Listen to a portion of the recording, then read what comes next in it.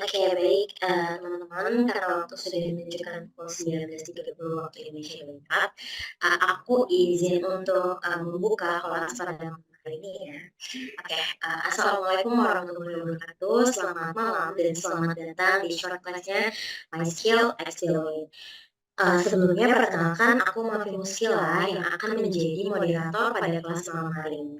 Oke baik teman-teman, sebelum kita masuk pada materi malam hari ini yaitu Introduction to SQL, aku akan membahas sedikit nih tentang MySQL dan juga bagaimana cara mendapatkan sertifikat seperti itu. Mungkin di sini ada teman-teman gitu yang belum tahu MySQL dan baru pertama kali ikut kelas gratisnya dari MySQL. Oke, next. Oke, jadi MySkill itu apa sih? Gitu. Jadi MySkill ini merupakan salah satu platform pengembangan skill dengan 1,6 juta lebih pengguna se-Indonesia dan menjadi bagian dari top ranking startup tahun 2023. Nah, MySkill juga memperoleh pendanaan loh dari East Ventures. Fitur-fitur yang dimiliki MySkill ada 3 fitur utama, antara lain 1.000 lebih materi e-learning yang bersertifikat, 6 intensif bootcamp yang fokus pada praktik, dan juga mentoring CV dan karir bersama dengan HRD. Nah, teman-teman MySkill ini juga tadi ya, top LinkedIn Startup tahun 2023 se-Indonesia dan juga menjadi bagian dari Awards Headstart. Oke, kalian ikut short class pada malam hari ini, benefitnya apa sih? Oke, benefit yang akan teman-teman dapatkan setelah mengikuti short class ini, yang pertama, kalian akan mendapatkan e-sertifikat, yang mana kalian akan mendapatkan e-sertifikat apabila kalian mengupload Wiboard, mengerjakan dan upload ini di tes lalu mengisi link lain sertifikat. Oke, oh suara saya menggema ya? Sebentar. Masih menggema atau sudah lebih baik?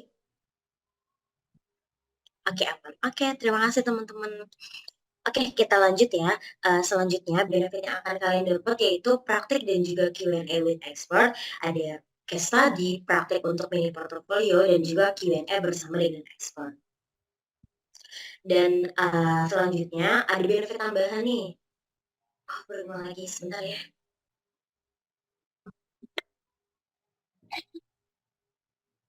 Oke, bagaimana teman-teman? Mohon maaf ya sebelumnya karena suaranya menggema. Oke, sudah aman. Oke, terima kasih. Saya lanjutkan ya. Ada benefit tambahannya yaitu diskon bootcamp dan juga e-learning, lalu ada rekaman materi kelas dan juga lifetime community member. Oke, selanjutnya di MySkill ini tadi ada full stack intensive bootcamp MySkill, yang mana intensive bootcampnya MySkill ini telah melahirkan lebih dari 10.000 alumni dan rata-rata memberikan rating 9/10 pada setiap batch-nya. Di intensive bootcamp-nya MySkill ini ngapain aja sih? Oke, jadi ada 3 rangkaian. Yang pertama itu akan ada sesi kelas dan juga praktik bersama dengan expert. Lalu yang kedua akan ada pembuatan dan juga review portofolio. Dan yang ketiga akan ada bimbingan karir one-on-one bersama bimbingan one-on-one mengenai persiapan karir.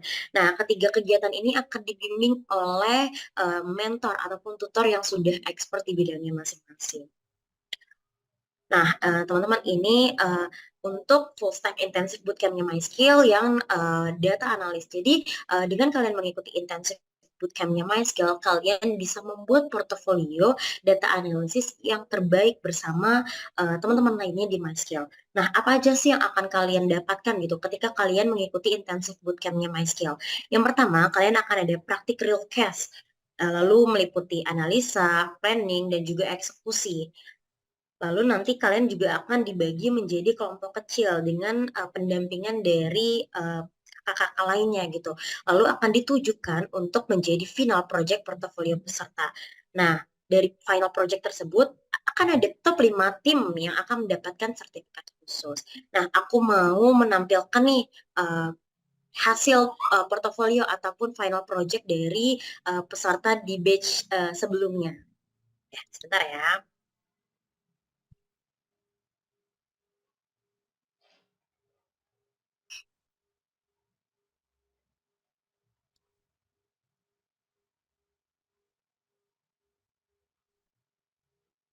Nah, teman-teman, oke, ini dia salah satu final project yang sudah dibuat oleh teman-teman di batch sebelumnya. Oke, ini ada dataset mulai dari ID, customer ID, lalu order date, dan lainnya gitu ya. Nih, ada menggunakan SQL, Google BigQuery, lalu ada teksnya, logical thinking, query seperti ini, ada resultnya. Oke, ada penjelasan juga ya.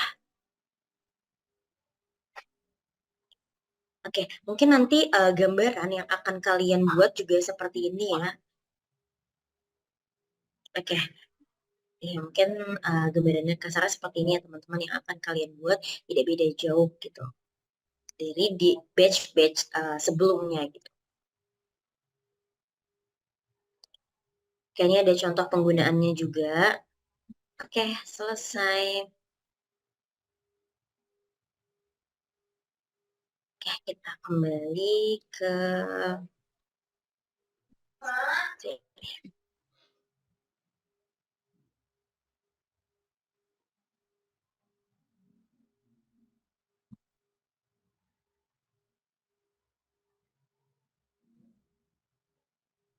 Oke, nah tadi kita sudah membahas mengenai full stack intensive bootcamp MySkill. Nah, jadi full stack intensive bootcampnya tersebut itu cocok untuk siapa sih gitu? Jadi cocok untuk siapa aja, terutama bagi kalian yang ingin merintis karir impian, profesional yang mau mendalami suatu bidang, terus kalian yang ingin berpindah bidang profesi, freelancer maupun pemilik usaha, dan juga kalian yang ingin mengeksplorasi skill baru. Nah, mari kita belajar bersama-sama di MySkill. Oke, nah untuk gambarannya setelah intensif bootcamp kalian akan mendapatkan e-sertifikat seperti ini. Dan di sertifikat ini sudah ada logo ataupun pengakuan dari AWS Head Start dan juga Top LinkedIn Startup. Oke, jadi dari e-sertifikat tersebut setiap platform gitu bisa memberikan e-sertifikat gitu, tapi MySkill memberikan sertifikat memberikan pengakuan yang berbeda gitu. Kita ada pengakuan dari Awet at Start Member, Top LinkedIn Startup, dan juga 10.000 lebih alumni yang high satisfaction rating. Nah, jadi MySkill ini bukan sembarang tempat bootcamp nih teman-teman, melainkan juga tempat belajar dengan pengalaman dan juga hasil yang terbaik. Oke, nah tidak hanya intensif bootcamp nih, tapi tadi juga short class malam hari ini juga akan mendapatkan e-sertifikat. Nah, e-sertifikat short class itu bisa ditaruh di mana sih gitu. Nah, untuk e-sertifikat short class ini bisa ditaruh di CV teman-teman. Jadi nanti kalian bisa menuliskan di CV bagian course and certification bisa dituliskan seperti ini. Bisa dituliskan bidang yang kalian ikuti atau short class yang kalian ikuti, dan jangan lupa untuk dilampirkan link sertifikat dan juga link mini portofolio.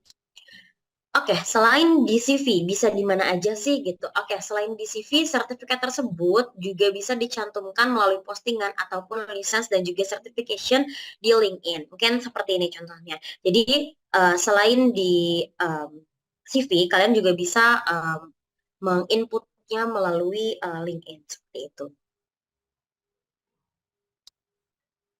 Oke, nah teman-teman, jadi kita punya promo nih, diskon 20% dengan kode promo expert 20 bagi kalian yang ingin belajar dan praktik mengenai data analisis dengan tutor-tutor atau mentor-mentor yang udah expert. Boleh nih langsung aja kunjungi websitenya myskill.id/bootcamp, dan jangan lupa gunakan kode voucher expert 20. Nah, apa aja sih yang akan kalian dapatkan? Nah, di sini kalian akan mendapatkan basic 16 lebih sesi intensif dan juga praktik mengenai basic statistik, data formatting dan cleansing, SQL for data analysis, user research, data visualization, data analysis with Python, dan masih banyak lagi ya, seperti itu. Nah, jangan lupa ya teman-teman untuk dicatat kode promonya expert 20. Oke, lanjut. Pada malam hari ini kalian akan belajar mengenai Introduction to SQL. Nah, malam hari ini materi kita akan disampaikan gitu, akan ditutori oleh Kak Gugun Ivana Banjar Nahor yang merupakan Risk Advisory Senior Associate at the Deloitte Indonesia. Mungkin kita sapa dulu kali ya. Halo Kak Ivana. Hai semuanya, selamat malam. Halo Kak, selamat malam. Gimana nih kabarnya Kak Ivana? Baik, aku harap juga kalian sehat dan semangat, masih semangat ikut kelas ya. Amin. Nah, teman-teman boleh nih sapa-sapa Kak Ivana di kolom chat. Nah, gimana nih Kak Ivana, apakah sudah semangat gitu dan excited untuk menyampaikan materi dan juga sharing bersama dengan teman-teman pada malam hari ini? Oh, pastinya semangat dong. Aku udah siapin materinya. Semoga dari materi ini kalian bisa dapat banyak sih. Dan functions SQL, juga a little bit about data analytics dan industrinya bagaimana. Oke, udah sangat semangat dan gak sabar nih rupanya Kak Ivana. Dan teman-teman juga jangan mau kalah nih semangatnya sama Kak Ivana agar apa ya kelas pada malam hari ini bisa berlangsung dengan baik dan semangat pastinya. Oke, mungkin sebelum lanjut ke materi, aku mau menjelaskan rules dan juga cara mendapatkan e-sertifikat dulu Kak ya Kak. Oke, baik.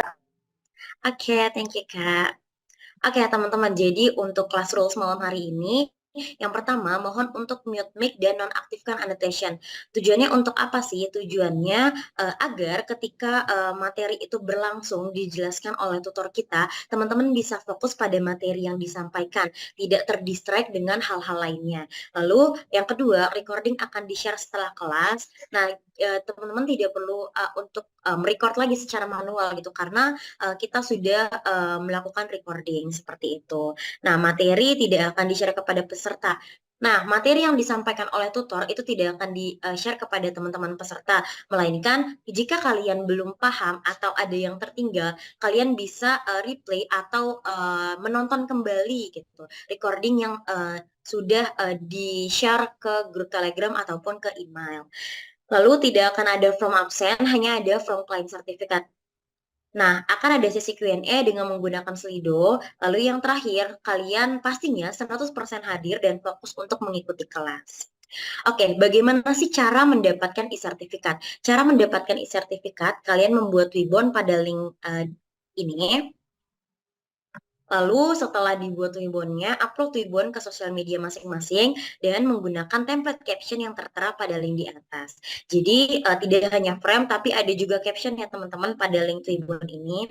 Jangan lupa ya kalian yang belum mengupload Wibon untuk mengupload Wibon segera gitu. Oke, pastinya kalian hadir kelas dan mendapatkan link mini text yang di-share di kelas baik itu melalui Zoom ataupun YouTube serta akan dikirimkan melalui email setelah kelas. Lalu mengerjakan mini text sesuai dengan penjelasan tutor serta moderator, kemudian upload mini text ke sosial media sertakan caption tentang pengalaman belajar kalian di MySkill dan hashtag Learn at MySkill. Lalu submit link postingan Wibon dan mini text pada link from client certificate. Nah, untuk upload mini text-nya seperti ini ya teman-teman, jadi boleh di-upload ke sosial media manapun gitu. Nah, kalau misalkan sosial medianya tidak bisa menggunakan file, teman-teman boleh di-screenshot hasil mini text-nya, lalu di-upload hasil screenshot-nya, seperti itu. Nah, setelah itu submit link postingan Twibbon dan mini text pada link from client certificate. Nah, jadi link Twibbon, link mini text itu nanti jangan lupa di-copy teman-teman, lalu di-paste pada kolom ini, kolom submit link postingan Twibbon.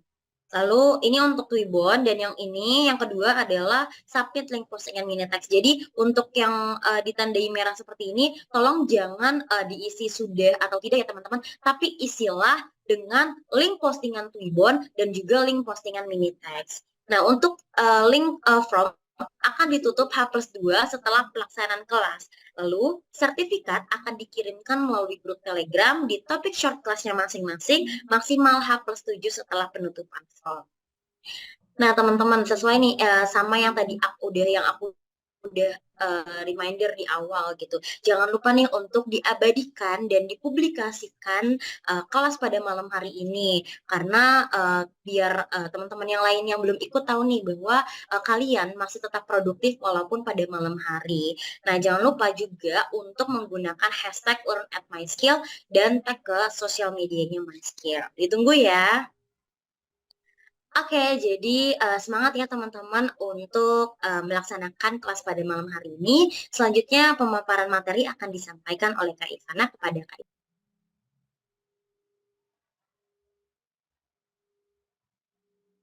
Halo, oke, suara aku terdengar kan ya? Kita langsung mulai saja Terdengar. ya. Thank you, Kak.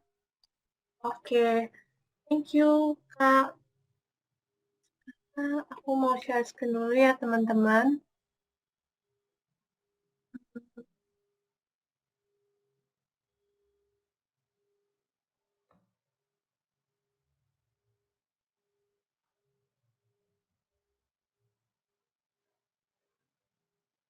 Oke, udah ke-share kan ya? Oke, Sudah Kak, sudah tershare. oke. Selamat malam lagi, teman-teman. Nah, jadi kalian tertarik, aku harap kalian masih tertarik untuk belajar di malam hari ini.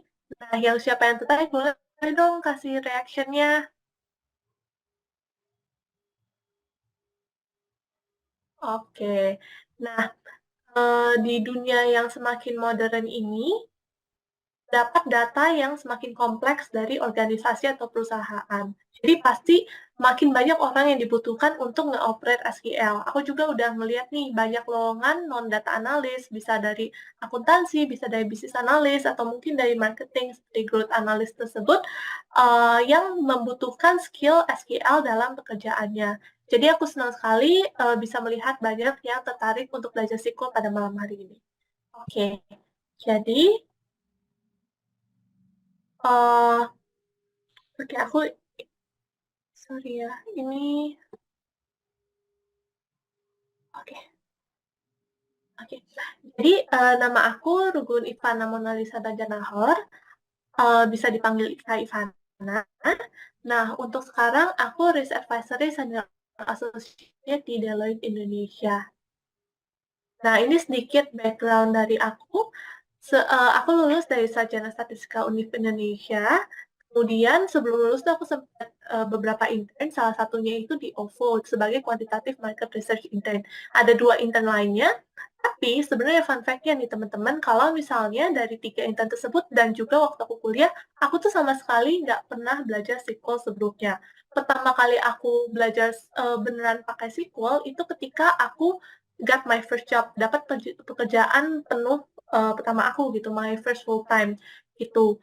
Nah, aku memang sebelum ini udah pernah belajar programming seperti Python atau RStudio, tapi bukan SQL. SQL tuh aku pelajarin secara online, ikut online course kayak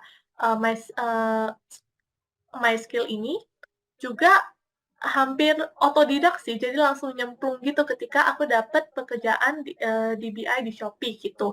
Nah, awalnya pastinya sangat kelabakan karena waktu masuk Shopee itu tuh aku langsung dikasih kerjaan kan. Tapi setelah 3 bulan gitu, aku tuh udah lumayan lancar. Bahkan aku dikasih tugas buat debug query yang panjang SQL-nya tuh hampir 1000 lines gitu. Nah, inti dari cerita ini kenapa aku ceritain itu adalah supaya kalian tuh nggak takut gitu. SQL itu a very easy language to learn gitu, very doable walaupun kalian itu nggak berasal dari jurusan computer science atau jurusan sistem informasi gitu. Nah, untuk kalian yang mungkin jurusan bisnis, bisnis atau misalnya akuntansi, ya pasti kalian bisa lah mengerti kayak dari SQL ini gitu. Oke, nah tapi tentunya untuk mencapai skill yang advance untuk mengerti SQL ini perlu banyak belajar mandiri ya, seperti yang tadi aku bilang. Sebab SQL kalau misalnya udah masuk di hubungannya dengan database perusahaan atau organisasi, bisa punya query yang sangat kompleks gitu. Oke, sekarang tadi aku jelasin aku di Deloitte. Oke, jadi ini singkat poin belajar untuk hari ini. Yang pertama, apa itu data analis? Oke, sekarang Ketika kalian dengar kata data analytics itu, apa sih yang biasanya orang-orang pertama itu di pikiran mereka? Nah, yang pertama pasti data, karena data ini ada di phrase data analytics sendiri kan, gitu. Nah, dalam era digital ini, di mana kita itu selalu kontak dengan teknologi, kayak misalnya kita mau cari makanan, kita buka aplikasi ojek online gitu. Kita mau cari baju, kita buka e-commerce gitu. Nah, saking seringnya kita kontak dengan teknologi, perusahaan atau organisasi itu semakin leluasa mengambil data tentang mengenai diri kita gitu. Jadi, sekarang ketika perusahaan itu udah punya data banyak tentang customer-nya, pertanyaan mereka adalah gimana mereka bisa mengolah data ini menjadi sesuatu yang valuable. Dua, biasa dipikir orang itu analisis atau analytics. Nah, ini tuh lanjutan dari data tersebut, bagaimana kita menggabungkan pemahaman mengenai ya yang sesuai dengan bidangnya, misalnya di bidang marketing, bagaimana kita menggabungkan apa teori-teori marketing dengan datanya, dengan bidang yang ada di tekuni tersebut. Nah, bagaimana orang itu bisa mengambil keputusan, mengoptimalkan proses, dan dalam membuat dashboard dan menjadikan informasi atau data itu menjadi sebuah strategi perusahaannya. Yang ketiga, mungkin yang sering orang pikirin ketika ngebahas data analytics itu tentunya programming atau teknologi. Wah, kalau data analytics jadi data analyst pasti harus bisa programming. Nah, itu tentu punya skill programming itu sangat membantu sih di bidang data analis untuk menjadi seorang data analis. Apalagi kalau kalian punya cita-cita jadi data scientist atau machine learning engineer, pasti kalian tuh sangat butuh skill programming atau at least mengerti teknologinya. Itu contohnya machine learning itu kan pasti butuh orang yang bisa Python atau RStudio ya. Terus untuk bikin dashboard, kalau kalian pengen jadi data analis atau seperti aku dulu jadi BI analyst, pasti kalian tuh perlu belajar mengotomasikan data dari sistem ke dalam dashboard visualisasi yang bisa dipakai oleh stakeholders atau business person yang nanti ujung-ujungnya bikin keputusan gitu. Nah, oke. Nah, kalau misalnya di pikiran kalian itu ada tentang 3 hal ini, ya itulah data analytics itu gitu. Oke.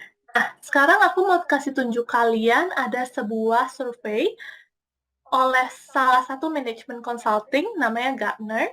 Dia tuh pada tahun 2021 dia tuh mewawancarai 255 direktur perusahaan. Nah, ini kan 2021 berarti setahun setelah COVID gitu kan. Nah, mereka tuh tanya-tanya nih ke direktur perusahaan itu kayak teknologi apa sih yang sebenarnya dibutuhkan dalam era disruptif dalam era yang sebenarnya kayaknya apa-apa tuh bisa kejadian dan bisa menjatuhkan bisnis perusahaan itu gitu. Dan terutama ini konteksnya tuh lagi ngomongin setelah COVID-19 kan. Jadi lagi dikasih survei apa sih kira-kira yang benar-benar game changer teknologi dalam bikin si company-company itu lebih tetap kuat gitu. Nah, 3 teratas apa nih teman-teman? Yang pertama itu direktur-direkturnya bilang, "Oh, analytics and AI itu sangat membantu perusahaan itu buat strategi yang bagus untuk perusahaannya, untuk laju bisnisnya gitu." Dan yang ketiga itu ada autonomous things atau cars, robots kayak yang ya basically mobil pintar atau enggak mesin pintar gitu. Jadi tiga-tiganya ya AI lagi, data analytics lagi gitu. Oke, jadi ini ekosistem data dalam perusahaan ya. Yang pertama, ekosistem data setiap perusahaan bisa berbeda-beda, namun pada dasarnya dia tuh mempunyai 4 hal ini gitu. Yang pertama itu source system atau gimana perusahaan itu mengumpulkan datanya. Misalkan, kalau misalnya dia ini perusahaan e-commerce seperti pekerjaan aku dulu, source datanya itu bisa dari orang, bisa tentunya bisa pasti yang pertama dari website, dari bagaimana orang itu ngeklik suatu barang, itu nanti ada uh, session ID-nya untuk nge-trace kita itu ketika kita masuk ke dalam e-commerce tersebut, kita tuh tertarik lihat apa, kita tuh nge-search apa, kita tuh beli apa, gitu. Nah, Ada juga yang cara manual seperti survei atau wawancara gitu. Jadi dia tuh kumpulin datanya dan dimasukin ke suatu data warehouse namanya. Nah, data warehouse itu konsolidasi dari beberapa source system itu gitu. Jadi misalnya tadi ada source system yang dari website, dari laman ini, ada source systemnya dari mungkin halaman login, ada source systemnya dari halaman shippingnya gitu. Dari shippingnya, dari data penjualannya, dari websitenya gitu. Itu ada 3, kemudian dimasukkan ke dalam satu data warehouse. Nah, uh, data dari seluruh organisasi ini masuk ke dalam data warehouse, dan subset dari data warehouse itu biasanya kita sebut dengan data mart gitu. Jadi kalau misalnya data warehouse itu ngomongin keseluruhannya, data mart itu ngomongin bidang-bidangnya. Misalnya tadi data penjualan, berarti dia di data mart order. Data tentang pengguna, oh ini penggunanya itu umurnya berapa, gendernya apa, gender itu jenis kelaminnya apa maksud aku, kemudian tinggalnya di mana berdasarkan shipping address-nya gitu kan, tempat kita pengen si barang itu datang. Nah, itu satu data mart sendiri. Terus ada data mart sendiri mengenai aktivitas kita di website. Kita tuh nge-search apa, kita tuh klik apa, kita tuh masukin ke keranjang itu apa gitu. Kemudian yang ketiga, barulah dari data warehouse ini jadi queries and analysis gitu. Nah, disinilah ada tahap si SQL ini. Gitu, SQL ini dipakai untuk eksplorasi, profiling, cleaning datanya, dan nge-shape datanya menjadi sesuatu yang bisa dipakai untuk analisis tentunya. Terus yang terakhir, kalau kalian nanti tetap jadi bekerja sebagai bidang data analis, kalian pasti kasih presentasi ke stakeholders kalian. Kalian bikin laporan, kalian kasih tahu insight dari apa yang kalian udah kulik, dan kemudian kadang-kadang sih kita bisa juga pakai ML algorithm buat ngegali data yang lebih lanjut, mungkin bikin forecasting, dan lain-lain. Tapi sebagian besar tools visualisasi ya, kalau kalian di data analis, kalau kalian di data science pasti udah berbeda, pasti pakai SQL, dan si sebagian besar tools visualisasi kayak bikin dashboard itu juga ada konektor SQL-nya, jadi bisa langsung nyambung ke SQL yang dipakai perusahaan tersebut gitu. Oke, apa itu SQL dan database? Database itu tuh yang tadi ya, itu basis data yang merupakan kumpulan dari informasi yang disimpan dalam sebuah perangkat komputer. Jadi sejak zaman dahulu tentunya pasti perusahaan ngumpulin data. Mungkin dulu ngumpulinnya ketika belum ada komputer, dia masukin entry-entry penjualannya itu dalam file-file gitu kan. Terus setelah itu, sudah ada komputer nih, tapi belum ada cloud computing, mereka itu simpan datanya itu dalam storage lokal, dalam disket atau dalam USB gitu. Tapi kan USB atau disket ini bisa rentan rusak juga ya, bisa rentan hilang, bisa rentan kena air atau apa gitu. Sampai akhirnya adalah si cloud computing ini. Si kayak platformnya tuh ada beberapa, kayak misalnya Azure atau Google Cloud. Nah, pendekatan dengan cloud computing ini bikin database itu lebih terstruktur dan mengurangi resiko kehilangan data gitu. Jadi, DBMS itu adalah database management system atau sistem software yang mengatur dalam penyimpanan dan memastikan data-data tersebut tersimpan dengan aman. Nah, sebenarnya DBMS ini ada banyak, database management system ini ada banyak versinya. Ada NoSQL, ada namanya Object Oriented Database Management System, ada juga namanya Hierarchical Database Management System.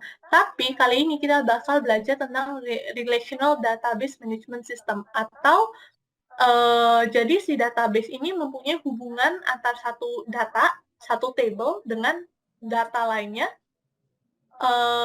dalam bentuk relasional gitu.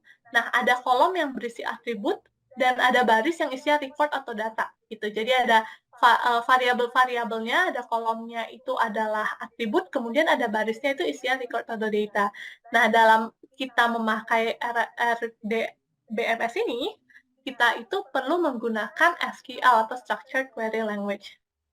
Itu. Oke, fungsi DBMS. Kayak tadi udah, ini rangkumannya ya.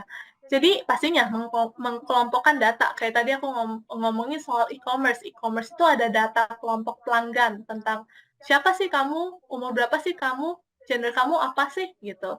Terus ada juga data produk di dalam table produk tentunya gitu.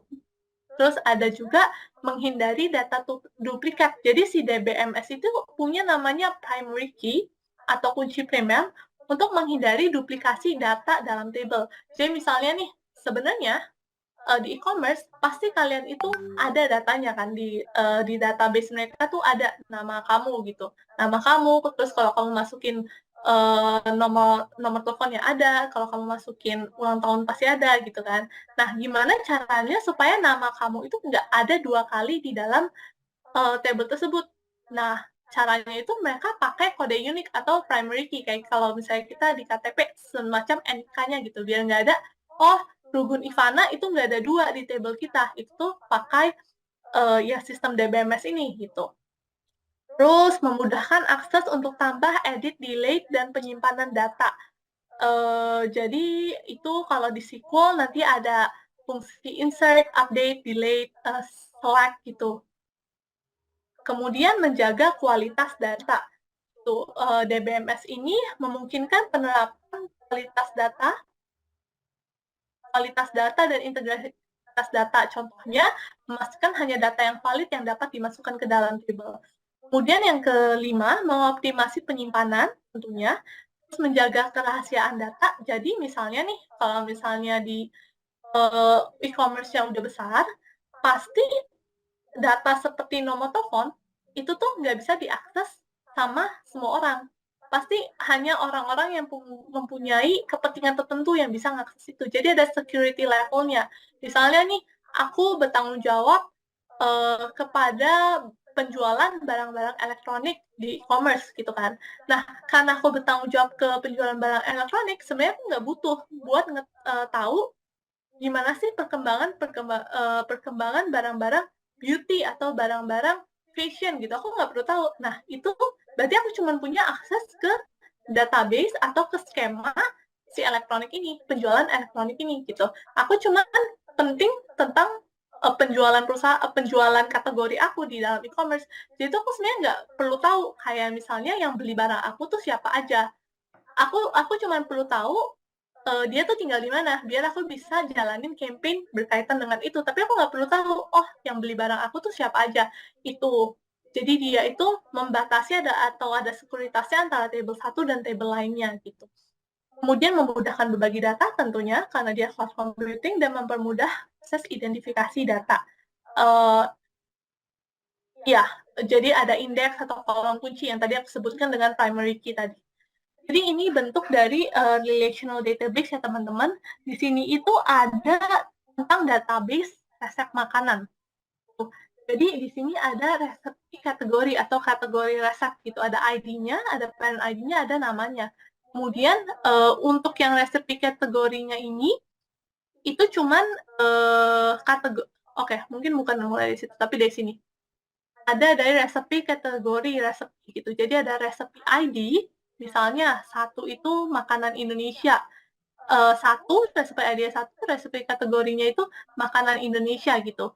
Kemudian si ID-nya resep ini ada nama makanannya, misalnya makanan Indonesia tuh rendang. Rendang itu adalah description-nya yaudah daging dimasak dengan santan gitu. Terus ada author ID-nya. Kemudian untuk si resepi ini ada primary key ID buat menyambungkan ke table user. Jadi di sini di resepi ID-nya itu hanya 1, 2, 3, ada cuma nama resepnya aja rendang. Tapi di sini untuk melihat oh satu itu siapa sih? Satu itu Ruben Ivana, kamu bisa lihat di table user ini. Nah, kenapa sih table-nya tuh harus dipisah-pisah? Karena kalau misalnya datanya itu udah ribuan, misalnya kalau misalnya itu ini kan ngomongin website resep ya, misalnya penggunanya itu ada jutaan, nggak mungkin semuanya itu dimasukin ke satu table. Jadi susah ngoperasiinnya gitu. Jadi itu untuk mempermudah kita penyimpanan juga biar tidak terlalu tercampur jadi satu gitu. Oke, nah ini adalah contoh-contoh SQL, ada MySQL atau PostgreSQL, ada SQL. Kalau yang bawah ini SQLite sama BigQuery ini lebih ke iya semuanya itu ada bahasa MySQL itu bahasa seni MySQL, PostgreSQL juga ada bahasanya, tapi sebenarnya konsepnya itu tetap sama, paling cuma beda-beda functions, penulisan functionsnya sedikit gitu. Sini ada tentang struktur database, ada yang paling atas yang skema itu yang parents-nya, terus kemudian ke bawah itu semakin detail gitu. Jadi skema itu tempat kumpulan table. Misalnya tadi tentang skema order penjualan gitu, atau skema user, atau skema tentang click view buat melihat kejadian-kejadian di website gitu. Kemudian di skema-skema ini kebagi lagi jadi table. Table itu ada susunannya, ada baris dan kolom gitu. Kemudian ada kolom, ada baris yang tadi. Kolom itu ngomongin soal variabel. Jadi kalau misalnya kita lihat di sini lagi, kolom itu ngomongin ID, name, description, alter gitu. Tapi kalau misalnya row-nya itu atau barisnya itu ngomongin ID itu satu, namanya itu resep rendang gitu. Deskripsinya itu apa sih deskripsi rendang itu apa? Misalnya tadi kan sapi yang dikasih santan gitu kan. Terus order ID-nya tuh. Oke. Nah, sekarang ada 4 jenis sintaks SQL sebenarnya. Tapi biasanya kalau misalnya yang awal-awal itu tuh orang taunya itu DQL. Uh, apa namanya, gimana cara ngambil informasi data dari database. Dia tuh kayak select, bintang, from, itu namanya DQL. Kemudian juga ada data definition language. Data definition language itu buat mengubah struktur objek database ini. Misalnya tuh tadi table-nya itu mau kamu ilangin dari skema kamu. Kamu bisa drop table. Atau nggak kamu mau bikin table baru nih yang lebih merupakan summary dari penjualan hari ini. Jadi misalnya nih, order penjualannya itu per order ID. Per misalnya Ivana beli baju, itu satu baris. Kemudian Ivana beli sepatu, satu baris gitu. Tapi kamu mau bikin agregasinya, kamu mau bikin di mana ada order harian per toko gitu. Jadi nanti kamu pakai create table, terus kamu bikin susunannya, ya udah bikin table baru gitu. Terus yang kedua ada data control language. Data control language ini untuk ngasih izin atau akses ke pengguna. Ada fungsinya itu ada grain sama revoke. Nah, cuman di sini di hari ini ya kita nggak belajar ini. Kemudian ada data manipulation language, ini kita belajar sedikit nanti. Command yang sering digunakan itu select, insert, update, delete. Jadi kayak insert value ke table, update table-nya, delete itu menghapus entry-entry dalam table gitu. Oke. Ini jenis data dalam SQL. Jadi jenis datanya itu adalah untuk kalau di database pasti kamu selalu define nama kolomnya, kayak misalnya tadi ID, recipe, description, sama order ID, sama si ID-nya ini jenis datanya itu apa? Oh, ID-nya ini adalah nomor unik, berarti dia itu numerik gitu. Sedangkan tadi recipe name-nya ini kan rendang ya. Rendang itu berarti itu masuk ke dalam varchar atau string gitu. Terus tadi order ID numerik itu tuh numerik. Terus tadi description itu dalam bentuk teks karena itu adalah data string yang lebih panjang dibandingkan char atau varchar gitu. Jadi terus ada juga namanya datetime atau timestamp. Datetime atau timestamp-nya ini buat nge-trace kejadian itu, event itu terjadi kapan gitu. Terus ada logical itu boolean value, di mana boolean value itu simpan true or false aja. Jadi dia tuh cuma ada dua value-nya, true or false gitu. Kalau numerik ada dua macam juga. Yang pertama itu ada bilangan bulat ya, integer. Integer itu ada beberapa apa sebutannya, beberapa size-nya gitu. Ada small int yang kecil gitu. Jadi dia cuma simpan digit kecil. Terus ada misalnya integer itu sedikit besar sedikit, terus ada big N. Big N itu yang bisa digitnya itu sampai banyak. Misalnya tuh nomor NIK 3173 gitu, bla bla bla gitu kan. Small N itu paling cuma 12, 9 gitu. Nah, kenapa? Karena itu tuh kenapa harus di-define? karena itu biar bisa nge-allocate memorinya itu berapa sih untuk si variabel ini gitu.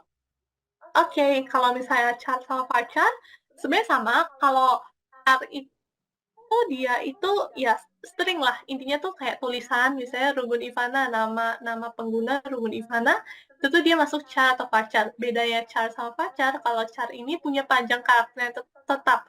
Misalnya untuk pesawat, kalau misalnya kita naik pesawat kan, kalau di Jakarta tulisannya CGK kan. Terus nanti ke Bali DPS gitu kan. Nah, si chart-nya ini di-define. Oh, untuk si data ini cuman ada 3 digit, punya karakternya 3 digit gitu. Tapi kalau varchar itu lebih bebas.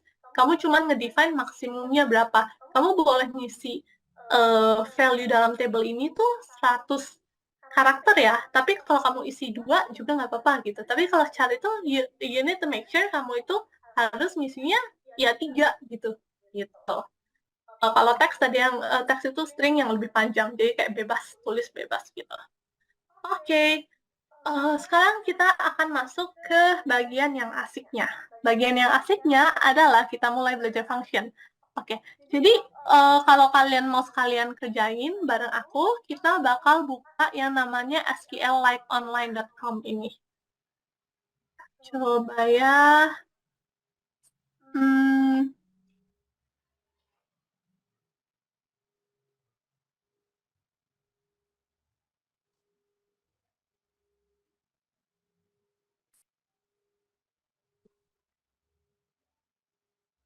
Oke, sampai sini teman-teman mengerti kah?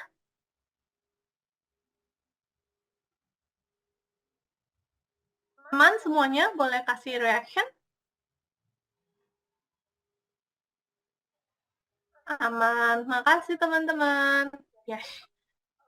Oke, sekarang aku tuh lagi mau buka.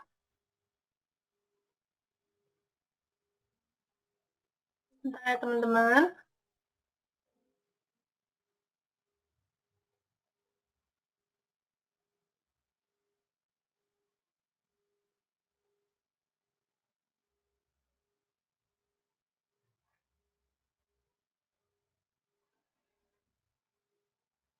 Oke, aku ada kirim link di chat Zoom untuk kita sama-sama ngerjain. Gitu. Yang pertama itu ada create, ya kan? Create itu fungsinya untuk membentuk table baru dalam database.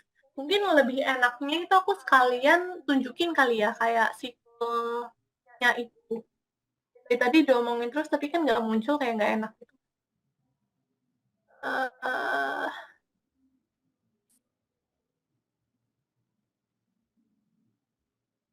akan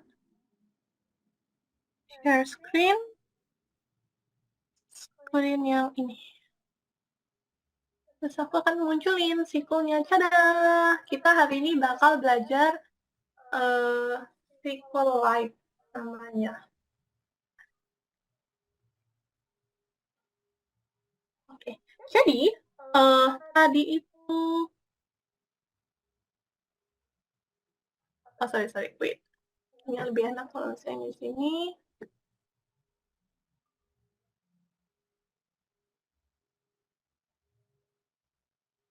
Sebentar ya teman-teman, kendala teknis.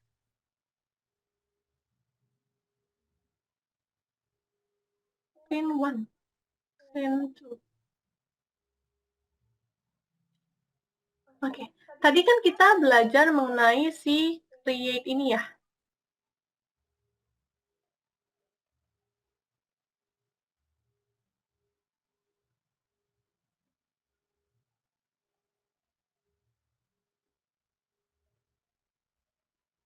Nah, jadi ini ada fungsi create. Fungsi ini buat bikin table baru dalam database. Ini sekarang aku pakai SQL yang namanya SQLite. Tadi sudah ada linknya di Zoom chat. Kemudian di SQLite ini ada beberapa fungsinya. Kalian itu nggak usah sign in, sebenarnya kalian bisa langsung ketik, terus kalian bisa langsung nge-query. Pertama, dia itu bisa import data. Itu tuh ada beberapa cara. Pertama, dia bisa pakai file. Kedua, kalian tuh bisa bikin table. Jadi kalian tuh bisa bikin table ada beberapa cara. Yang pertama tuh kalian bisa import CSV. Ini aku contohin, misalnya kalian bisa import CSV, misalnya ini gitu. Nih, tinggal pencet. Oke, ini sebenarnya datanya udah aku import ya. Jadi hapus dulu.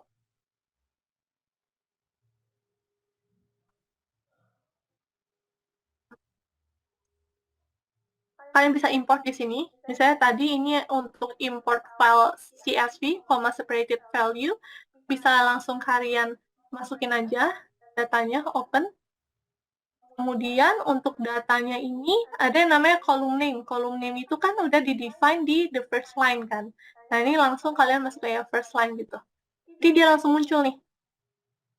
Ini lagi jalan dia, kemudian dia langsung muncul. Nih, oke. Terus,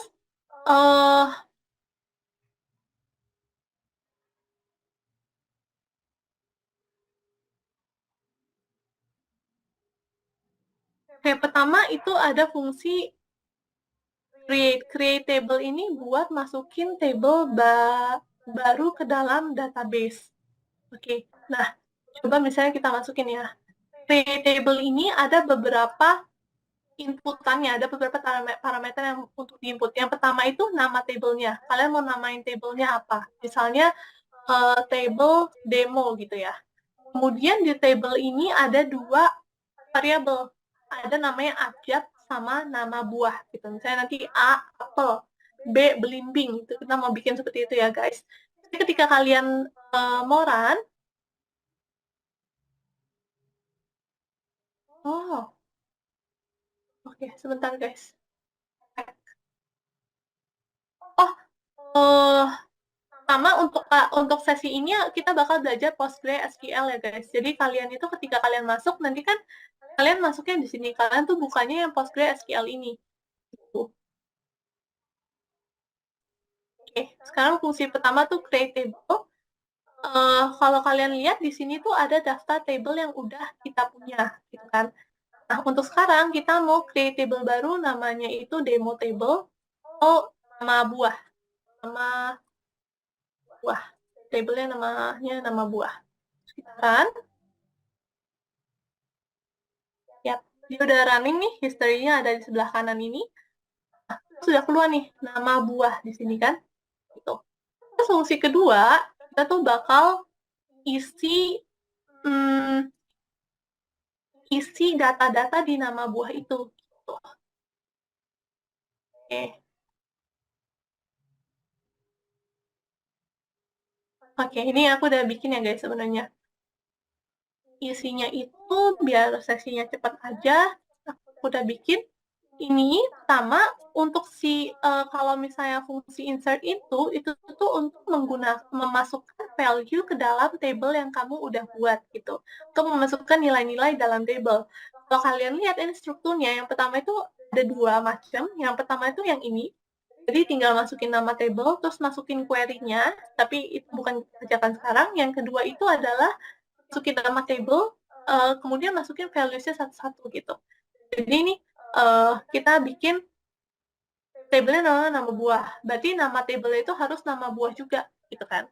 Nama buah, kemudian nama buah ini terdiri dari apa? Dari abjad sama nama buah itu sendiri.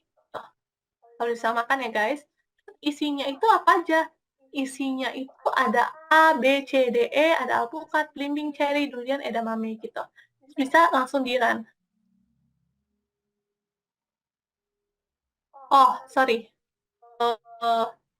Yang run-nya itu yang insert ini. Jadi create into itu kalau misalnya table nama buahnya itu udah ada di database, kalian tuh nggak bisa bikin table lagi namanya nama buah. Itu nanti jadi duplikat gitu. Sekarang kita hanya perlu masukin values-valuesnya itu ke dalam nama buah gitu. Ini kita masukkan, kita run di sini. Oke, ini udah selesai. Kemudian berarti tinggal kita keluarin nih untuk tabel nama buahnya. Nama buah. Select bintang from nama buah. Oke, ketika kita run ini, keluar. ada abjad, ada nama buah, sesuaikan sama yang create table ini. Kemudian kalau kalian perhatikan juga value-nya sudah masuk semua ke kolomnya. Oke, lanjut. Sekarang ada namanya delete from, fungsi delete from. Jadi ini kita bahas tentang data definition language sama data manipulation language juga ya. Dimana kita bisa manipulate table-table di dalam database kita. Gitu. Yang ketiga itu ada delete from. Delete from itu untuk menghapus entry pada table. Tuh. Jadi ini misalnya, oh aku salah isi nih. Kalau aku salah isi, ini tuh aku langsung oh by the way tanda titik koma ini buat memisahkan antara query lain ke query satu dengan query yang lainnya ya. Oh mau isi delayed from, misalnya aku nggak mau uh, masukin yang edamame ini, karena edamame itu sayur, aku nggak mau, aku cuma mau masukin buah-buah aja. Berarti si edamame ini hilang dong harusnya. Delete from nama buah where edamame itu abjadnya to E. Berarti where abjad sama dengan tanda kutip karena dia string besar gitu. Ini udah selesai runningnya. Terus aku keluarin lagi nih si table nama buahnya, select tentang from nama buah.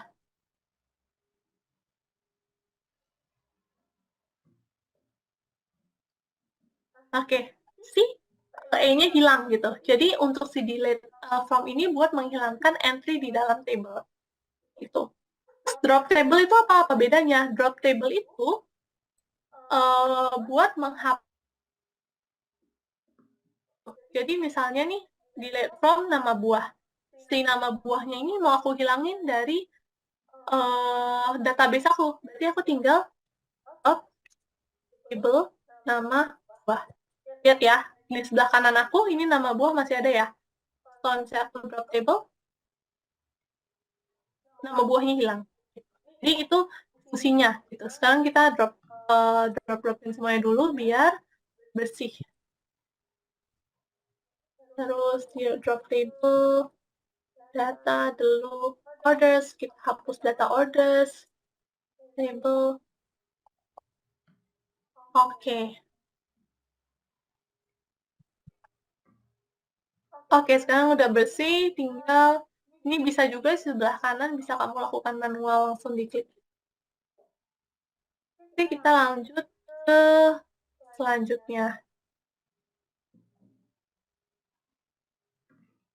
Nah, ini fungsi dasar dari DQL atau gimana kita meretrieve data dari sebuah table gitu. Fungsi utamanya seperti yang tadi sebenarnya udah aku pakai juga, ada select sama select distinct. Select itu buat sebenarnya dia itu perintah dasar ya dalam si DQL ini, dan ini tuh untuk menampilkan mengambil atau memilah informasi dari database. Misalnya nih aku nulis select kolom 1, kolom 2 dari from sama table. Berarti ini tuh aku cuma mau keluarin si kolom 1 sama kolom 2. Oke, sekarang kita bakal import satu table lagi. Ini aku lagi praktekin cara import table ya. Jadi ini ada dataku, aku mau keluarin data users gitu. Oke, kemudian data users-nya ini type-nya CSV. Ini kalian ikutin aja, tapi yang perlu kalian ubah sebenarnya cuma kolom name ini. Kalau kalian perhatikan ini ada C1, C2-nya kan kolom name ya. Padahal di baris kedua ini udah ada kolom name-nya, berarti kalian ubah sebagai first line. Dimana nanti first line dalam CSV kamu tuh langsung jadi nama kolomnya. Pencet OK, ditunggu sebentar.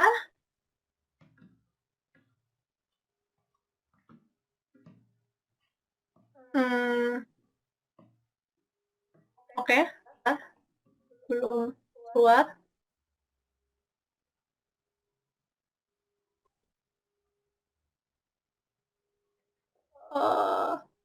Baik, kita ulang dulu.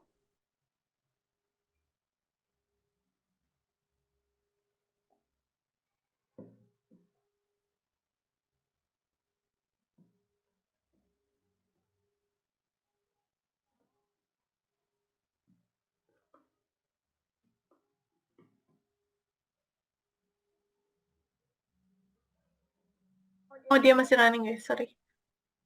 Agak slow ya. Bentar.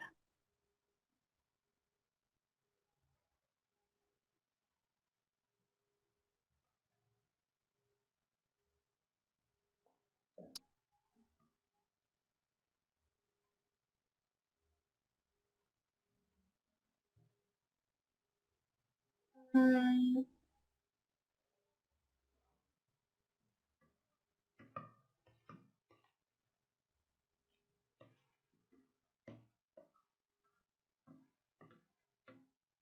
Oke, kita tunggu aja sekalian kita lanjut aja ya berarti ya.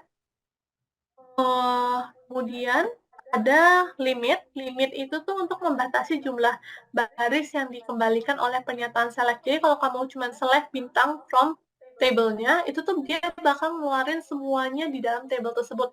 Kalau kamu limit, intinya tuh kamu ngasih tahu jumlah barisnya berapa. Kemudian ada fungsi where itu tuh untuk ngefilter. Jadi dari hasil select-nya ini, kamu tuh filter. Misalnya tadi select abjad, kemudian select nama buahnya dari table nama buah, terus ada kondisinya, di mana kondisinya itu nama buahnya itu adalah apel gitu. Ada juga, ini contohnya, misalnya ada nomor, nama dari table user, di mana tanggal lahirnya itu kamu mau cari tanggal lahirnya itu 1 Januari 2021, seperti itu. Terus yang kedua, untuk SQL filtering ini ada perintah in dan not in. Gitu. Not in ini untuk masukin semua yang nggak ada di dalam si tanda kurung ini. Jadi, kalau misalnya ini nih, ada select user ID, nama dari table user, di mana namanya itu bukan, di mana namanya adalah Adi dan Aji, gitu. Tapi kalau not in, berarti kamu memasukin semua user ID, dan kamu mau nyuruh si SQL-nya itu keluarin semua user ID dan nama, di mana si namanya itu bukan Adi dan Aji. Jadi kamu mau cari teman-temannya Adi dan Aji gitu, kecuali Adi dan Aji. Terus di sini ada like juga. Like itu buat mencocokkan pola string.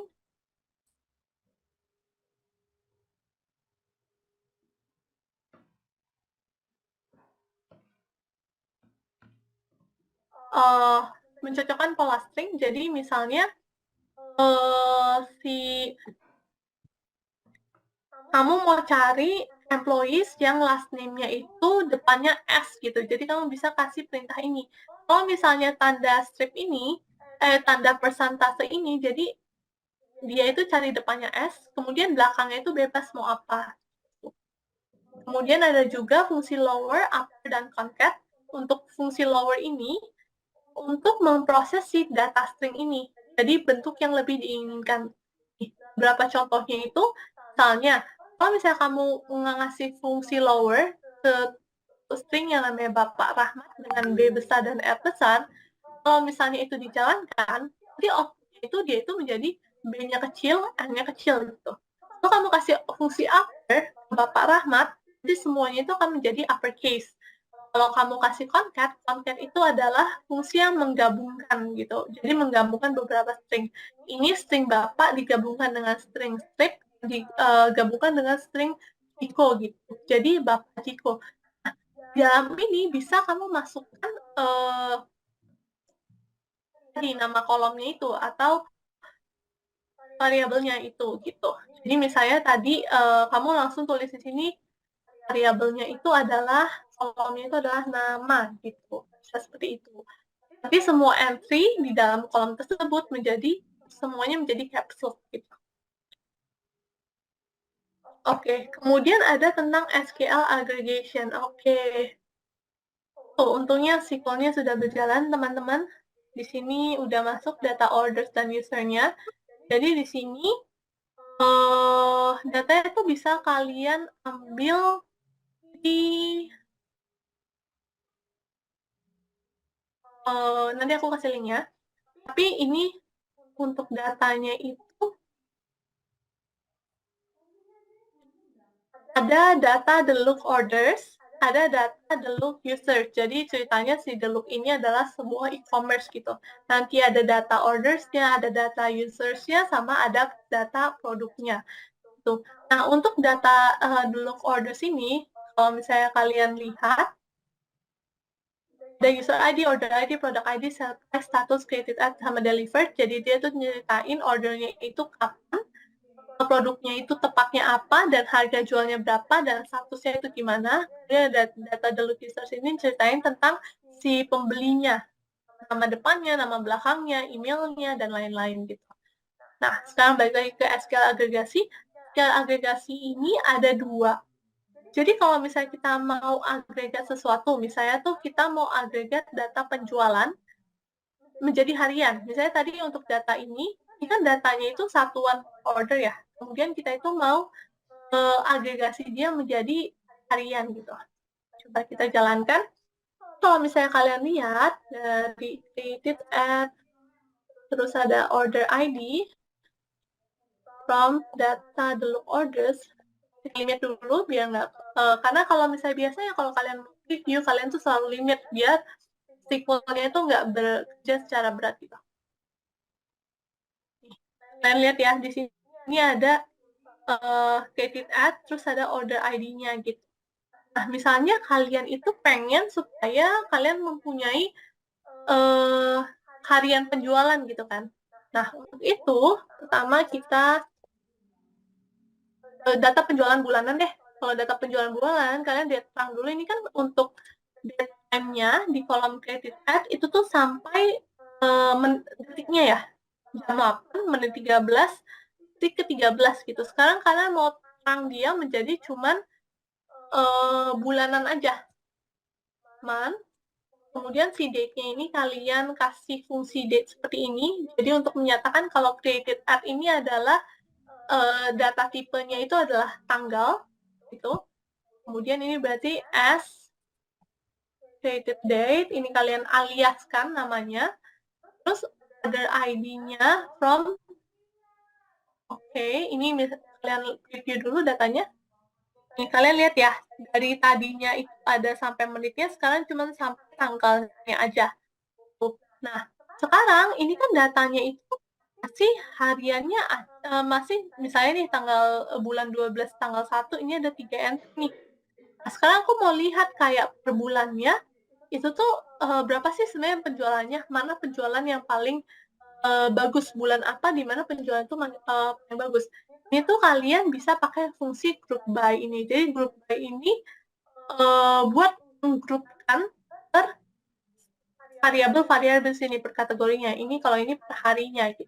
Order by itu buat mengurutkan hasil select-nya. Nah, kemudian ada sum itu untuk menambahkan, average itu untuk merata-ratakan.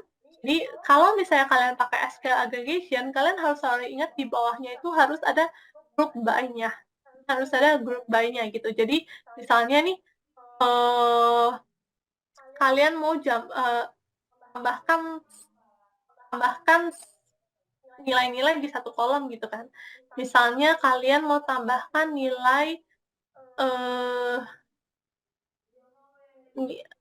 tambahkan semuanya, berarti kalian tinggal select sum bla bla bla gitu. Misalnya nih aku mau tambahkan di sini berarti misalnya ya aku mau tambahkan data penjualan bulanan. Ini ada sale price kan kebetulan. Jadi sini ada order ID, terus aku keluarin dulu sale price-nya. Ini misalnya aku limit dulu. Nah, ini kan ada nih sale price-nya. Ini dalam dolar ya. Jadi tanggal seginian, order ID ini mengeluarkan penjualan sekian gitu. Terus sekarang aku mau kelompokkan di dalam satu tanggal saja. Jadi untuk itu aku akan sum sale price-nya ini, terus aku aliaskan itu menamakan lagi kolomnya. Jadi kalau kalian lihat ini misalnya total penjualan. Ini kan awalnya itu variabelnya namanya sale price ya. Kalau misalnya aku aliaskan nanti di sini nama kolomnya itu berubah gitu. Nah, sekarang untuk aku mau lihat total penjualan bulan, ini udah aku yang jadi bulan. Kemudian aku jumlahkan sale price-nya. Terus aku harus ingat kalau misalnya aku pakai agregasi, aku harus group by satu. Jadi aku harus ngegroup by semua kolom kecuali si kolom agregasi itu. gitu. Jadi kan untuk si created ad itu bukan agregasi ya, tapi kan kolom keduanya si self testnya ini kan merupakan agregasi, makanya si grup by-nya itu hanya satu, bukan satu dan dua gitu. Kemudian tinggal aku run. Oke, sekarang lihat, aku tuh udah punya data total penjualan per bulan. Ini total penjualan Juni 2020, ini total penjualan Januari 2023, tapi aku tuh pengen dia tuh lebih berurut. Aku harus pakai fungsi order by. Order by itu untuk mengurutkan hasil dari select ini, gitu. Jadi group by, kemudian terakhir aku tambahkan order by. Order by apa? Order by kolom berapa? Order by kolom 1, gitu. Jadi tinggal aku run lagi. Nah, lihat kalau misalnya aku cuma order by kolom 1, dia itu bentukannya itu ascending. Ascending itu dia naik gitu, tuh, ASC. Kalau fungsinya namanya, dia tuh ascending dari Maret 2019 ke April 2019. Tapi aku pengen yang recent, yang akhir-akhir ini. Jadi aku maunya itu dia itu menurun. Menurun itu descending, DESC. Kalau misalnya aku tambahkan function DSSC ini, aturan, dia itu sampai bulan Februari 2024 udah ada datanya. Oh, Februari 2024 gila, penjualannya besar sekali tuh, 179.229 dolar. Nah, sekarang aku jadi penasaran, kapan sih total penjualan yang paling besar di bulan apa gitu. Berarti aku bukan order by si kolom pertama, bukan order by kita ganti aja namanya ini. Nih, lihat ya, kalau misalnya aliasnya aku ganti nama menjadi bulan, dia ketika aku run, dia bukan credit rate tapi jadi bulan ya. Nah, sekarang aku jadi penasaran, mana sih total penjualannya itu yang paling besar? Berarti kalau misalnya order by-nya ini bukan di kolom 1, karena kolom 1 itu waktu, tanggal gitu kan. Berarti order by 2. 2 itu kolom kedua. Kolom keduanya apa? Total penjualan.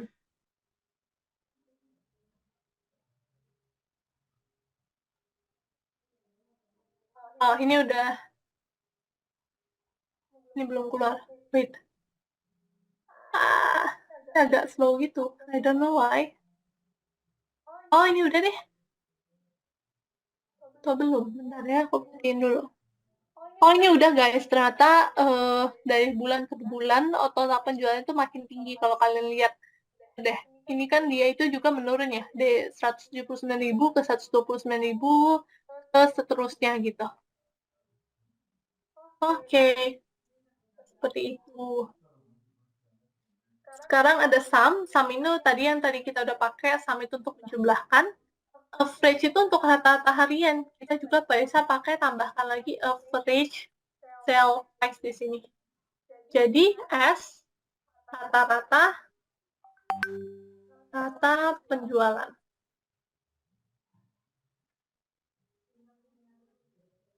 Ya, lihat ada rata-rata penjualannya. Jadi di sini ada total penjualan, ada rata-rata penjualan memakai fungsi average. Kemudian di sini ada fungsi count. Count itu ada dua, ada count doang, ada count distinct. Jadi kalau misalnya count distinct ini, itu tuh dia itu menghitung banyaknya data dari suatu table yang unik. Jadi misalnya kalau misalnya yang mau lihat kategori barang gitu, nah kita itu pakainya count distinct karena kita itu kalau misalnya dia di table order, itu bakal banyak kan baju apa gitu, table produk lah, baju brand apa. Nah, kalau misalnya kita mau lihat berapa kategori, kita tuh pakai count distinct karena si value baju itu pasti berkali-kali dalam table ini gitu. Tapi kalau misalnya kita mau hitung semuanya, kayak misalnya kan ini kan dia sudah ada primary key si order ID, berarti dia unique ya. Nah, kalau misalnya kita pengen tahu berapa banyak order, bukan berapa banyak total penjualan, tapi berapa banyak order, itu tuh kita tinggal pakai count. Di sini berarti kita bisa pakai order ID aja. As orders. Gitu. Misalnya kita tercatat jumlah. Oh, Actually guys, itu kalian nggak usah sepanjang ini sih, kalian bisa enter aja. Nah, kalian run, kemudian wait ya, gitu. Jadi untuk bulan 2 2024 jumlah penjualnya juga lebih besar dibandingkan yang lainnya gitu. Oke. eh Sebentar ya guys.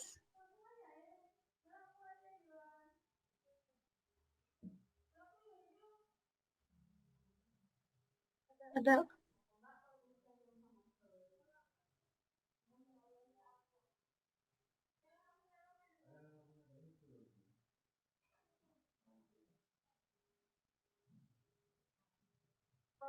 dari teman-teman ada yang masih nggak ngerti kah? Aman? Boleh mungkin kasih di chat. Aman? Oke, thank you Andre. Aman, aman, lanjut. Oke, lanjut ya. Sebentar dulu.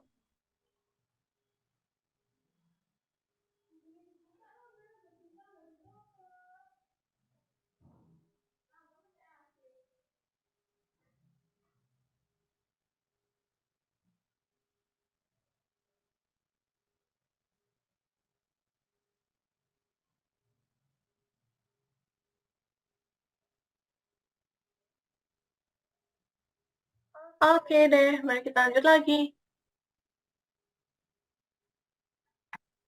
Oke, sekarang kita udah ngerti nih tentang agregasi gitu kan. Listing. Sekarang if null, ini tuh kalau misalnya ada null values. Null values itu kan kadang-kadang ada table di mana value kolomnya itu mempunyai value yang kosong gitu. Nah, kalau misalnya komennya itu ada dua parameternya, column name sama alternative value-nya gitu. Jadi kalau misalnya kita ketemu value null di dalam satu kolom, null itu kosong ya, jadi nggak ada data gitu. Nah, kita ganti nol gitu. Karena kadang-kadang kalau misalnya kita mau lihat, kita mau operasiin sesuatu, kalau misalnya datanya kosong itu bakal jadi error. Makanya kita mau ganti dia itu menjadi nol. Misalnya kita mau hitung uh, jumlah dari penjualan, kadang-kadang tuh bisa error gitu samnya kalau misalnya dia itu ada value yang kosong gitu. Flawless-nya ini kalau misalnya if null itu kan bakal kalau misalnya kosong diganti angkanya gitu kan. Makanya parameter cuma dua, kolom sama alternative value-nya. Gitu. Misalnya null, kalau misalnya kolomnya misalnya data, nama gitu kan. Nama, kalau misalnya alternative value-nya itu kalau misalnya kosong ya dikasih strip, itu bisa. Stripnya itu harus bentuk string ya guys. Gitu. Jadi kalau kalian tulisnya numerik itu nggak usah ada string, tapi kalau kalian itu string, kalau kalian itu tulisan, teks, nama, abjad gitu, kalian harus pakai string gitu. Nah, kalau koalas itu mengganti atau mengganti angkanya gitu. Misalnya kalian itu kalau misalnya dia ketemu kolom name-nya itu ada dua kolom, misalnya kolom nama nama panjang sama nama panggilan gitu kan. Terus ada orang nggak isi nama panggilan. Oh, kamu tuh mau ganti supaya kalau misalnya dia nggak isi, ya udah nama panjangnya ini bakal masuk ke kolom nama panggilan. Itu bisa pakai Qualys gitu. Oke, yang terakhir, enggak, bukan yang terakhir, ada uh, ada fungsi ada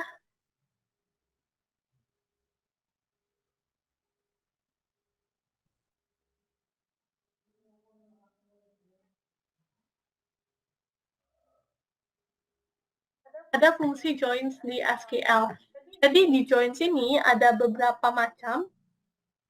Ada namanya left join. Kalau misalnya left join, berarti data-data yang akan masuk ke select nantinya hanyalah data yang ada di left side, yaitu table A. Kalian perhatiin ya, ini kan from table A, left join table B. Berarti karena si table A-nya itu ada di left, nah si fungsi join ini atau ada di si from-nya ini, dia tuh bakal ambil si angka-angka di A-nya. Sehingga kalau misalnya dia itu ada di A doang, dia bakal masuk. Kalau misalnya dia ada di A dan di B, dia bakal masuk. Cuman kalau misalnya dia cuma ada di B, nggak ada di A, dia bakal ngikut si table A gitu. Bedakan sama right join. Right join yang ini ya. Nah, right join itu tetap sama ya, lihat ya, from table A. Jadi strukturnya tetap sama from table A. Tapi kalau misalnya right join, dia bakal si joinnya ini, si yang kamu minta ini table B gitu.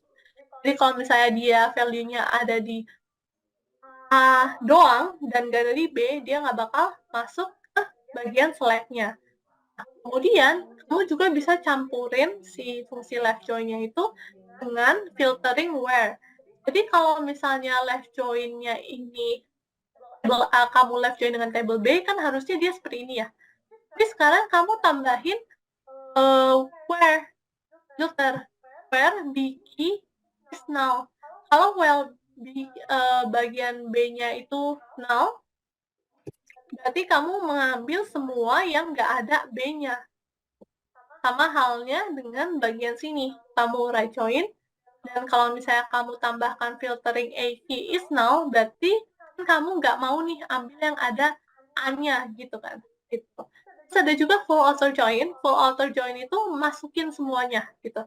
Dari A dia masukin, dari B dia masukin.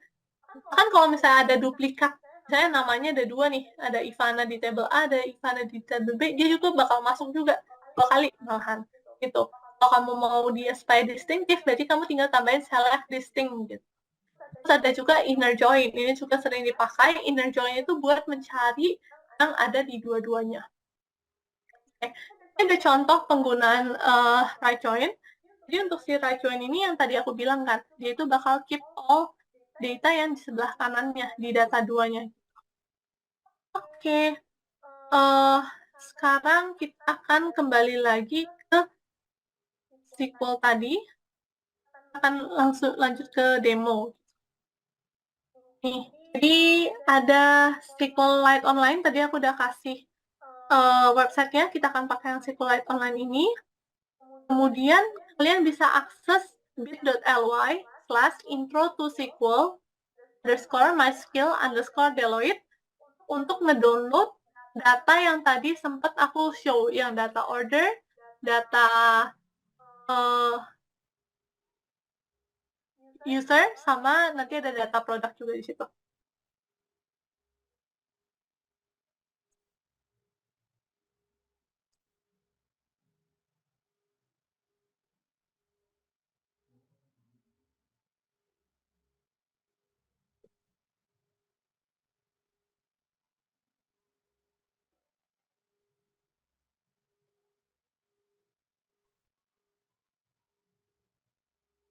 Oke, sudah ya Kak, atau gimana?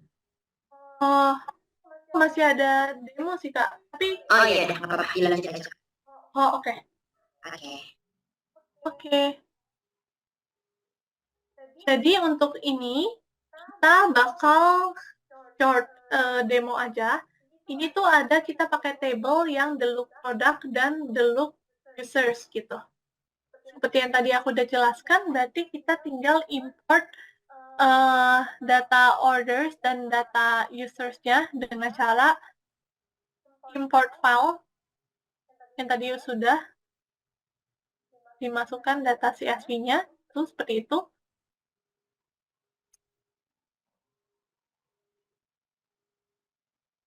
Kemudian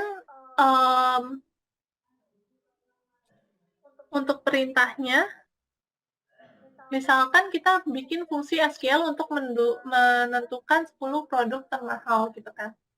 Berarti, oh aku kurang satu table untuk data produknya.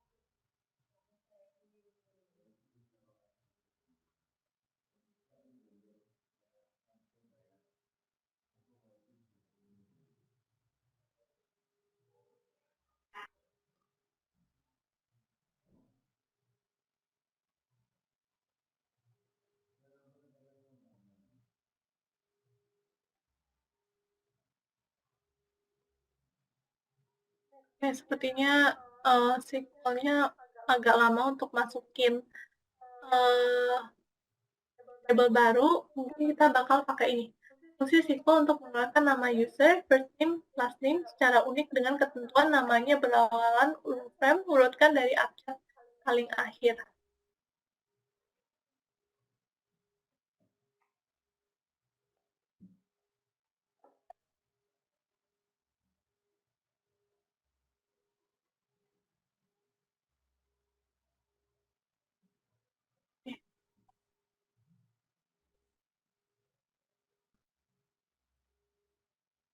Ini kalau misalnya kalian perhatikan, ini tuh untuk ngasih komen di, SQL kalian gitu.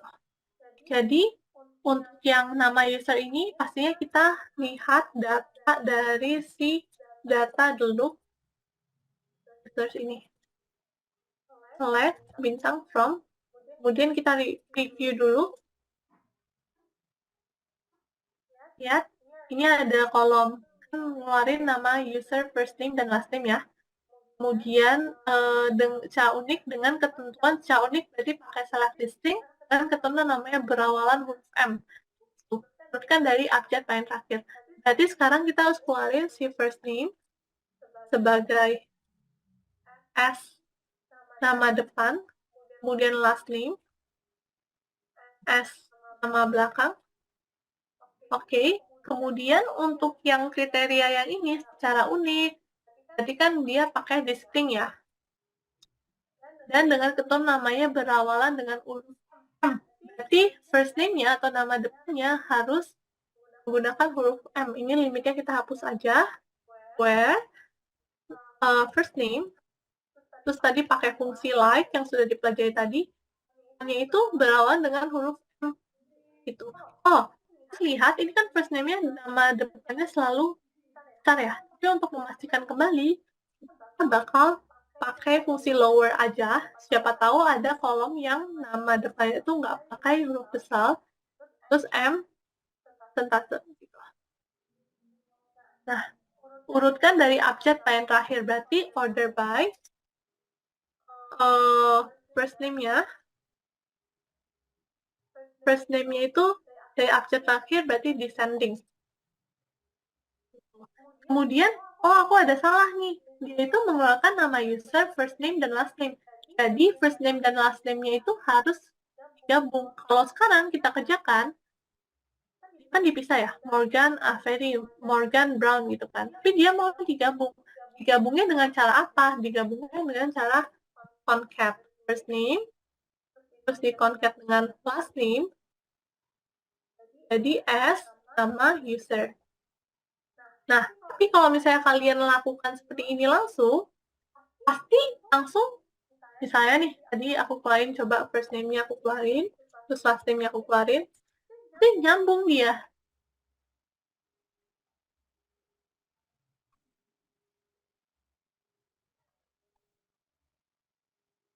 Oke. Ada nih, nyambung kan, Morgan Avery-nya nyambung. Makanya kita tambahkan lagi satu string lagi buat spasinya. Itu kalau misalnya kayak gini, oke, dia jadi terpisah gitu. Oke, sebenarnya waktunya udah habis, tapi sebenarnya soal demonya itu masih ada beberapa. Jadi mungkin kalau misalnya kalian mau, kalian bisa melihat soal ini, kalian screenshot, mungkin nanti buat coba-coba sendiri di SQLite-nya itu. Jadi ini ada halaman pertama, kalau misalnya kalian mau coba, bisa di screenshot. Ini halaman kedua, ini sama juga dari database yang tadi, yang order. Kemudian ada ini untuk belajar join-nya, itu ada gunakan dua table, order, users dan items. Kemudian ini ada yang terakhir, ini menggunakan 3 table. Mungkin kalian bisa screenshot gitu. Oke, thank you teman-teman untuk udah sampai di sini bareng-bareng sama aku. Aku serahkan kembali ke kakak MySkill ya.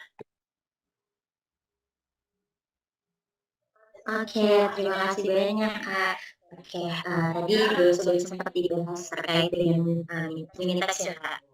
dikit, aku juga mau, izin, sebelum kita masuk ke Q&A, aku mau izin untuk, menjelaskan lagi nih Kak, terkait dengan ini.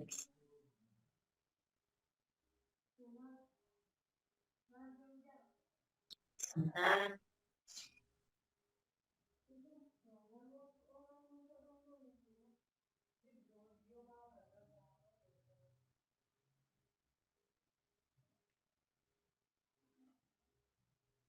Oke, jadi, untuk miniaturnya tadi, link-nya sudah dikirimkan teman-teman di, kolom Zoom-nya. Nanti tampilannya akan seperti ini. Nah, kalau ada lagi yang seperti ini boleh ditutup aja.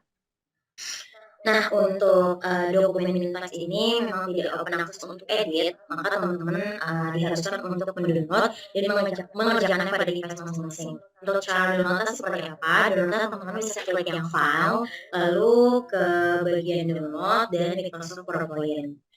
Nah, untuk, nanti untuk sebagai, uji pemahaman dan mengukur, tingkat ketercapaian pengetahuan teman-teman akan ada, proses, ini link-nya udah ada di, mini text-nya dan, ini ada, link YouTube ya, yang, berisi record-an, kelas pada malam hari ini. Nah, ini ada, ini ada link database-nya, yang bisa, dari database ini bisa dilakukan, running pada, SQLite Online. Nah, teman-teman, di sini ada, slide cover, yang di mana slide cover ini di bagian owner ini bisa, diisi nama, kalian ya, bisa diisi nama kalian. Lalu untuk di slide kedua ini adalah rangkuman dari materi, pada malam hari ini. Nah, rangkumannya ini, berdasarkan dengan poin belajarnya masing-masing. Ada dari proses dan peranan data analisis dan berbagai industri, sampai fundamental SQL.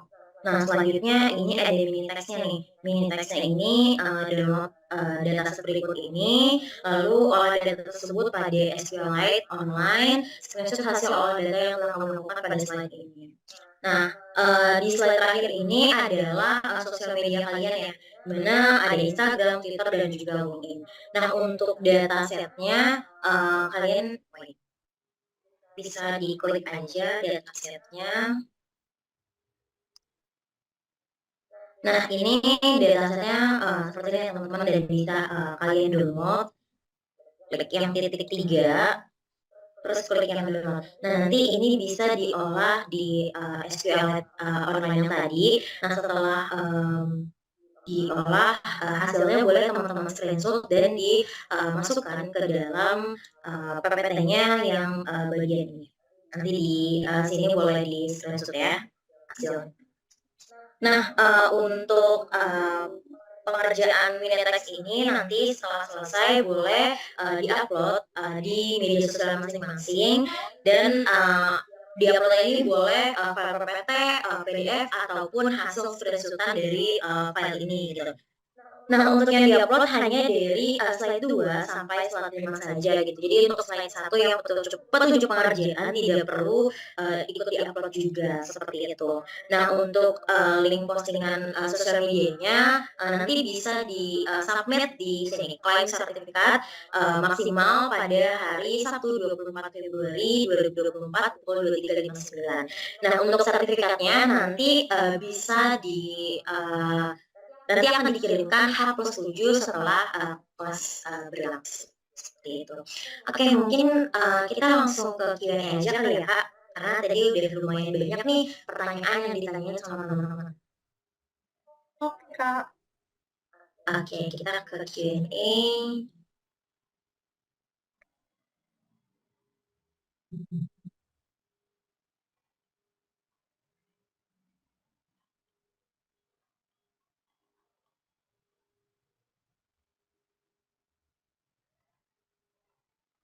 Oke, ini udah, lumayan banyak ya, Kak, yang ditanyain.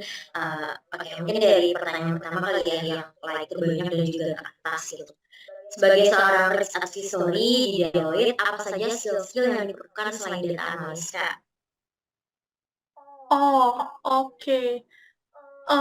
Sebenarnya kalau misalnya tentang ini, skill yang dibutuhin tentunya jadi sebenarnya risk advisory di Deloitte itu luas sih, teman-teman. ada risk advisory yang ngebahas soal risk analytics, ada juga risk advisory yang membahas tentang sistem implementasi, ada juga yang membahas soal kayak internal audit, itu juga termasuk ke risk advisory Deloitte, juga ada juga risk and regulatory service, itu juga termasuk ke Deloitte gitu. Nah, jadi kalau misalnya aku ngomongin di bagian risk analytics ya, pastinya paham tentang apa namanya sistem GRC itu sendiri, governance, risk, and compliance itu. Terus juga selain skill-skill yang dibutuhkan selain data analis. Oh iya, paham tentang sistem GRC tersebut, dan tergantung lagi kamu tuh masuk di bidang apa di risk advisory, karena kebagi lagi ke sub-bidang. Misalnya kalau kamu ke internal audit, pastinya ya kamu bakal belajar banyak tentang akuntansi dan bisnis proses gitu, harus bisa akuntansi dan bisnis proses.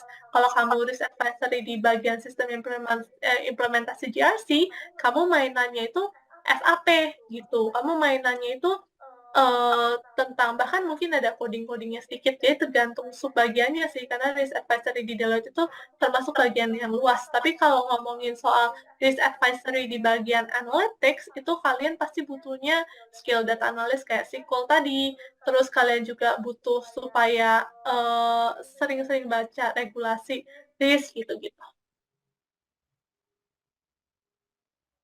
Oke. Lanjut ya. Halo Kak, mau tanya apakah semua jurusan perkuliahan perlu mempelajari data analisis secara mendalam? Terima kasih Kak, semoga sehat selalu.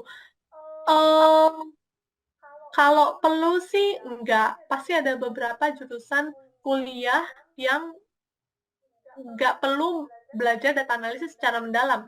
Kayak misalnya kalau misalnya fokusnya itu di creative side kayak marketing gitu ya, pastinya enggak ya. Tapi untuk beberapa pekerjaan kuantitatif sekarang mungkin kita perlu tahu belajar tentang visualisasi data kalau kamu itu pengen jadi business analyst atau kamu itu harus ya seperti itu. Oke. Aku mahasiswa jurusan SI dan baru mau peminatan di semester depan. Kalau aku ambil BI, apa akan banyak? Tentunya, iya. Eh, yang perlu kalian perhatikan, karena dulu aku BI, BI itu tuh sebenarnya ketika kamu lihat job lowongan pekerjaan BI gitu, kamu harus analisis lagi itu tuh BI di bagian apa, karena BI itu kebagi ke beberapa bagian. Ada BI engineering namanya, itu tugasnya itu tadi bikin source system itu ke dalam database. Ada juga kalau misalnya di Shopee namanya tuh business intelligence analyst, itu tuh lebih ke analis. Tapi dari kalau misalnya kita ngomongin ke BI pasti itu bakal nyentuh ke SQL. Mau ngomongin data analis juga bakal megang SQL. Kalau kamu jadi data scientist juga pasti kamu ada SQL-nya, walaupun mungkin porsinya sedikit dan lebih banyak ngurus di Python-nya gitu. Oke. Oke, apa saja peluang karir dalam bidang data analis dan data analytics bagi fresh graduate jurusan akuntansi? Oke, jadi kalau kamu jurusan akuntansi, mungkin pasti ada pekerjaan yang bisa kamu pilih selain data analis. Kalau kamu mau jadi data analis ya boleh gitu. Tapi menurut aku sekarang akuntansi itu karena datanya itu juga besar, pasti butuh skill-skill yang ada di data analis. Misalnya tadi SQL. Baik dari teman-teman aku yang jurusan akuntansi juga pakai SQL ketika ngolah data laporan keuangan atau financial statement seperti itu. Jadi bukan soal bidang, kalau misalnya kamu mau tetap di bidang akuntansi ya, bukan soal menjadi data analisnya, tapi gimana kamu bisa cooperate, memasukkan skill-skill